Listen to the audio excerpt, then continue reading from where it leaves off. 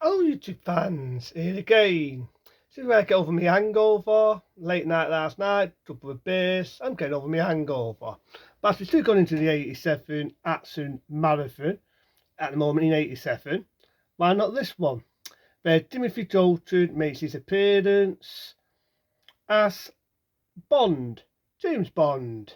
Now it's an interesting story because at the same time when this come out, it was celebrating at the time the 20th anniversary. And Roger Moore presented this TV show. It was showing all the Bond films and so on, right? But at the time, I was thinking he was going to be the next Bond movie.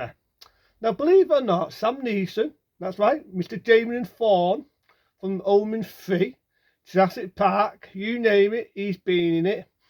He was in the audition for the role, and I'm damn sad in one way he didn't get the role, because I saw the auditions that Sam Neeson did, and I've got to admit, it was bloody brilliant.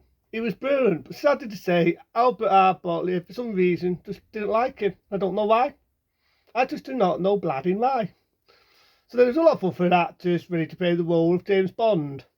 One, believe it or not, was going to be Pierce Brosnan. We all know the story now that Pierce Brosnan was going to be Bond in The Living Daylights. But again, at the time, he was doing a TV show called Repton Steel, and it was coming to an end. But then, for some reason, they managed to get a few more episodes. He was still under contact. There was not a lot for him to do. The rest is history. So he never got the role until, the later days. At the time, we all know that Roger Moore was a bit long under the tooth. I remember saying that when I reviewed Food to a Kill. And I think even Roger Moore started to feel that he was getting on a bit.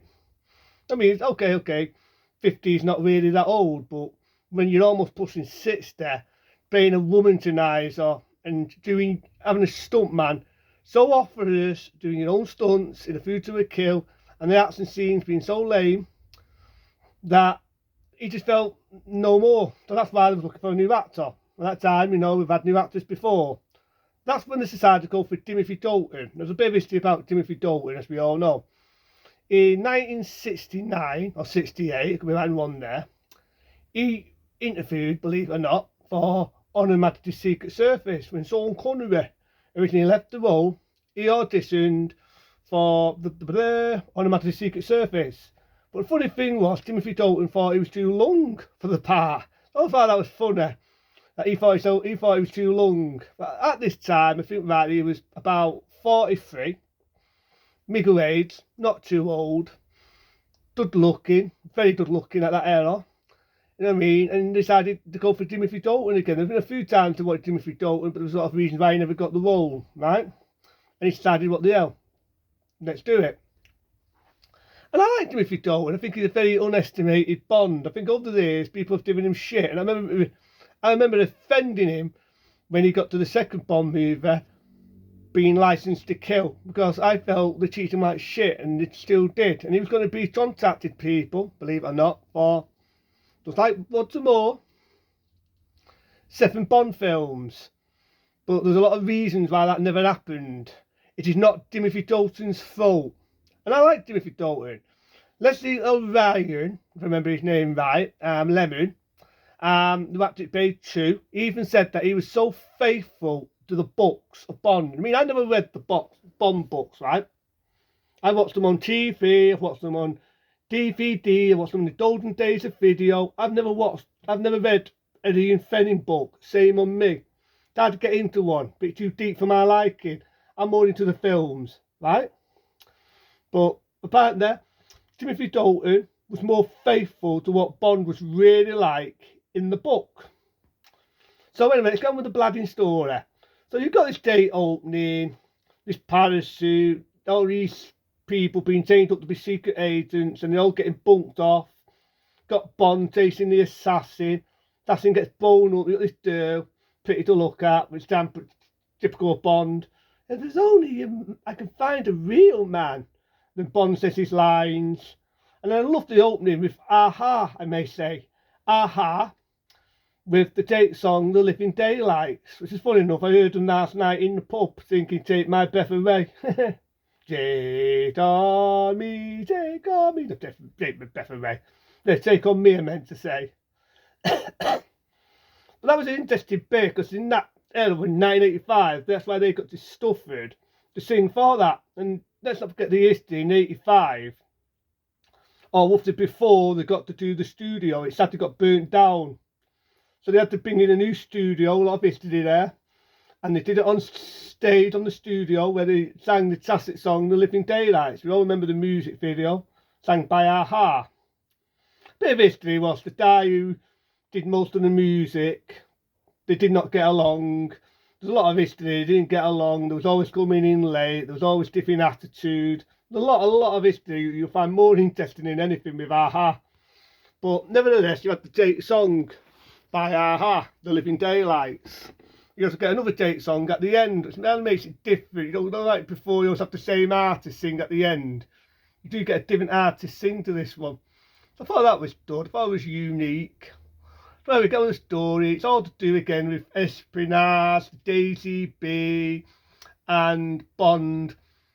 We think this woman's a sniper, and she's not, and Bond falls in love with her. Not your typical Bond story. And I've got to admit, I thought the villain in this shoot me. I thought he was lame. I've got to be open and honest. I love the Bond film. I love the pace. I love the fact that Timothy Dalton isn't down to be witty and funny like Roger Moore. He's not down about like Sean Connery. He's making Bond his own, right? He's making Bond his own. But I just thought the villain was lame. I thought the actor that played the villain did a better villain when he did No Mercy. Never seen No Mercy? 1986. Might refer that was the action films actually. Damn good film. I thought he played a better villain in No Mercy. You want to see a better villain, wait till you get the license to kill. That is a bad villain. But it's not bad, you know, it's your typical story, it's espionage, it's Bond and all that stuff. I do know there's a lot of deleted scenes in it. There's one that's very well known where he's on this thing, it looks like a flying carpet, you got these Indian guys who are smoking and they think they're smoking akibaka and they think he's on a flying carpet.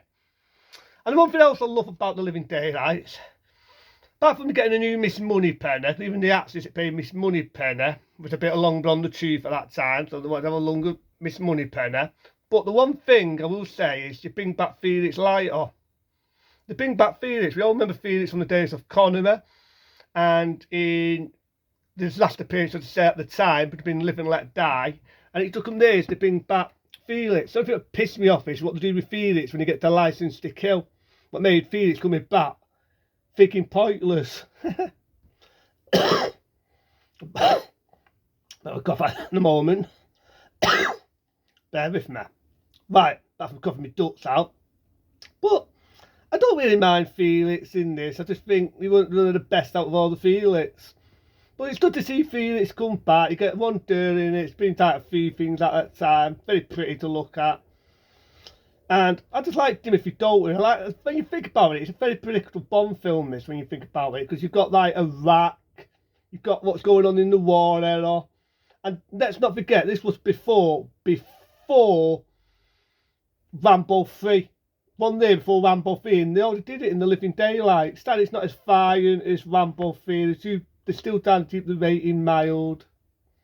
But nevertheless, as day ending, all the baddies get killed. One of the baddies starts to beat Bond, but he has this whistle, it does a roof whistle. And don't forget, they also bring back the Aston Martin. I love the Aston Martin in this. Although it fires out, it's that thing like a rocket launcher. I thought that was pretty cool, pretty unique.